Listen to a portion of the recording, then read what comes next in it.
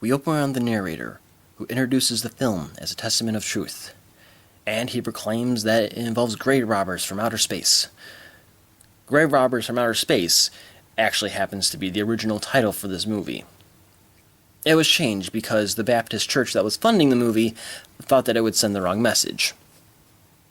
Yeah, there's a lot of weird trivia that surrounds this movie, and I think it actually kind of helps add to the strangeness of this thing, so I'm going to be adding a few tidbits here and there during this review.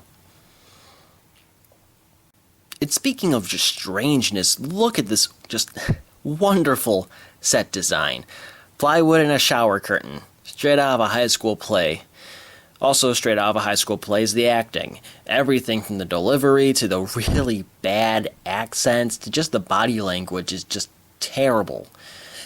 Actually, I lied. I've actually seen high schoolers perform much better acting than these guys. And don't worry, we'll see that shower curtain again soon enough. Speaking of actors, this is Vampira, playing one of the reanimated dead. No, seriously, she's listed in the credits as Vampira. Turns out she was a local TV personality that would host horror movies on late-night television. She's basically a 1950s Svengoolie. No lines, just kinda walks there with that blank expression on her face. The actor playing the old man, Bela Lugosi, basically made his career on movies like these. He was in Dracula, Son of Frankenstein, The Wolfman, Frankenstein Meets the Wolfman, and so on. Lugosi unfortunately died while filming was going on, appearing in very few scenes. He was replaced by the director's wife's chiropractor, who was approximately the same height as Lugosi, and you can tell which one is him because the ghoul always has his face covered by a cape.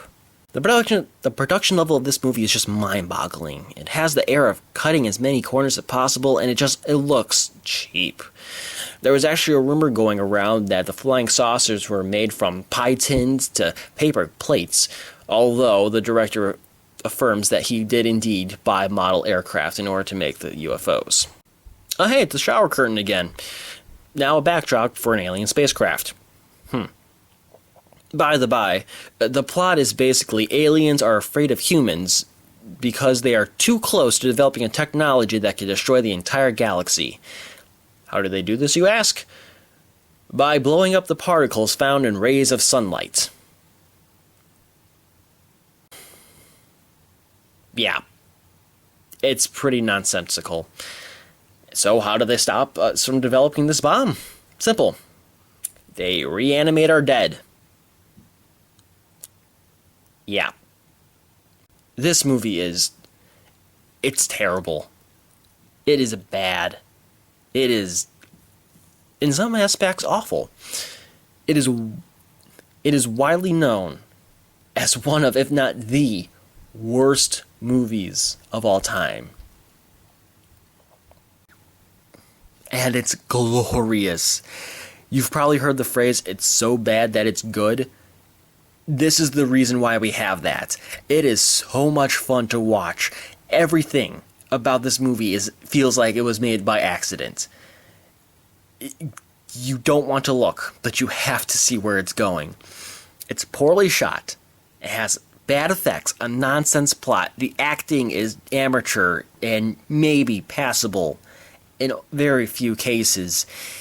The soundtrack at some points is even incompetent, just dropping off mid-note during a scene transition. You need to see this film. You have to see this film in order to believe it.